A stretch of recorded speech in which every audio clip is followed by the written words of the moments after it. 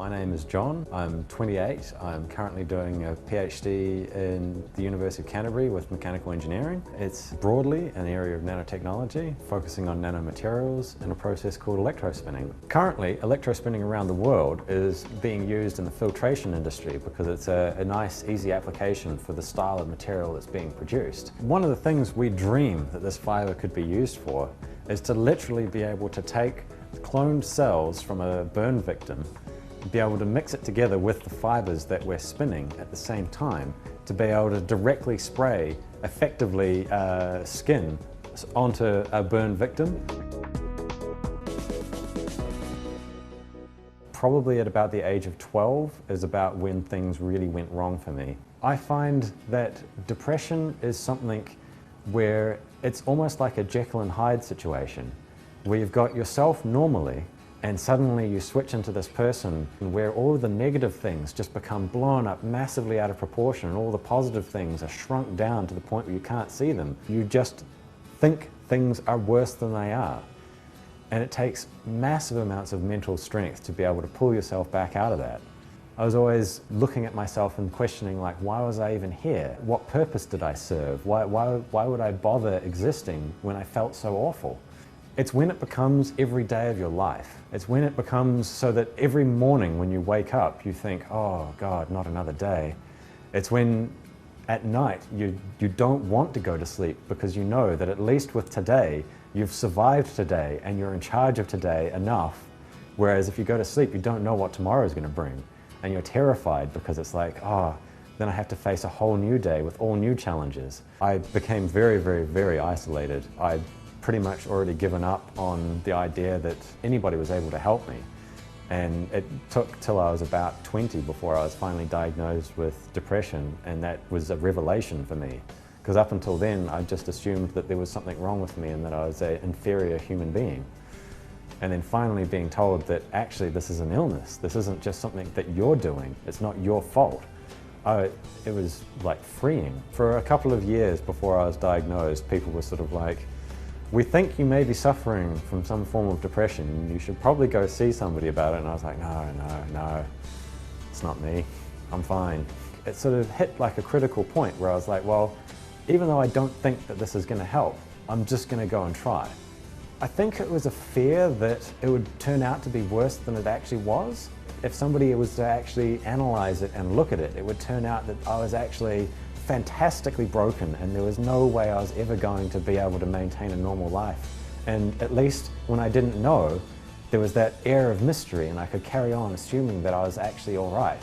Some people believe that depression is like getting a cold, where you can get it and then you can get some kind of medication and you'll be fixed, and then it'll never come back again. When you're suffering from clinical depression, it's something that's probably going to be with you for the rest of your life, and you have to learn management techniques. It's kind of like being stuck with a chronic pain syndrome, except for that it's in your head. You can learn to manage it and cope with it, and then you can start to live just a regular life. Probably the lowest point I've ever had, sort of about the age of 17. At that point, I was heavily suicidal, and not being able to talk to anybody at all meant that I was actually probably in quite a dangerous position.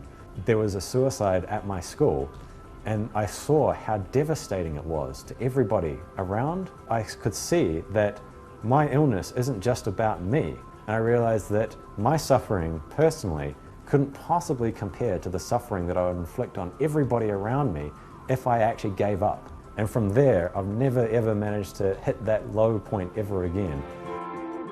Talking to my mum, she had said that during my teenage years, she'd always worried that I was seemed quite distant at times, quite moody at times, but she never really knew what was wrong. And now, finally, when figuring out that this is what was going on, my whole family and all my friends are all very supportive of the situation. One of my friends specifically that I had lived with for a while, he got so good at being able to spot the signs of depression onset that he was actually able to warn me. Probably the most useful thing that they do is they get me to come out and talk to them. So I'll leave whatever space I'm normally living in, go visit somebody else. It's a reprieve from the feelings of depression. It's freedom from that trap that's going on in your mind. And then On top of that, they're generally willing to just, if I want to bring up something, some issue that's bothering me or something that's really weighing me down, I can. And sometimes I've covered the same topics hundreds of times with my friends, but they're still just willing to sit there and listen to me to help me out. I'm a bit of a lone kind of person. However, I know that it's good for me to get a lot of contact with other people, so I really appreciate integrating in with a team.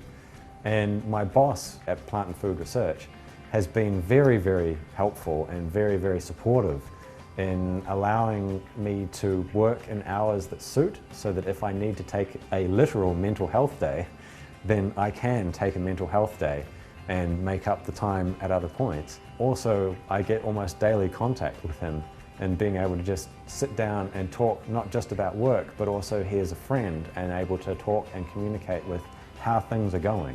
It's that simple belief that you can do something makes a massive difference, and you never know when you're going to be responsible for passing that on.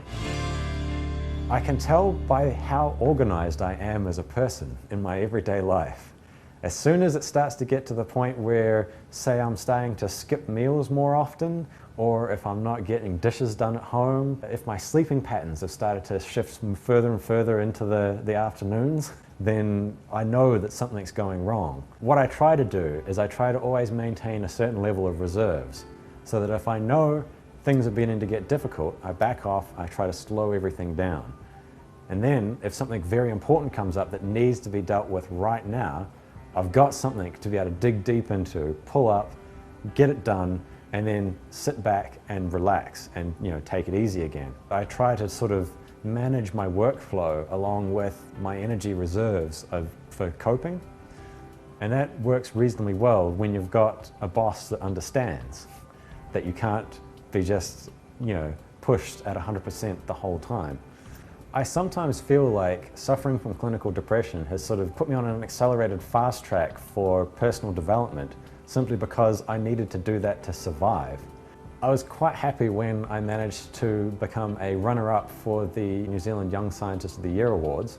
I have presented many papers in many conferences, and I have published a couple of papers in journals, and I've actually managed to publish a book, which I'm quite proud of so far. These things come together to validate the effort that you've put in, and that validation is something that's just so useful for somebody with depression, because it's like you've been striving and working so hard, and finally somebody pats you on the back and says, "You've done it, you've done something worthwhile." I wish I could condense everything into like a 12-step plan that could be given to people that have depression and say, follow these things, you'll be fine. But I think it's unique for each person. Each person has to go through this journey if they're faced with these kind of problems, and they need to go with it with other people supporting them along the way.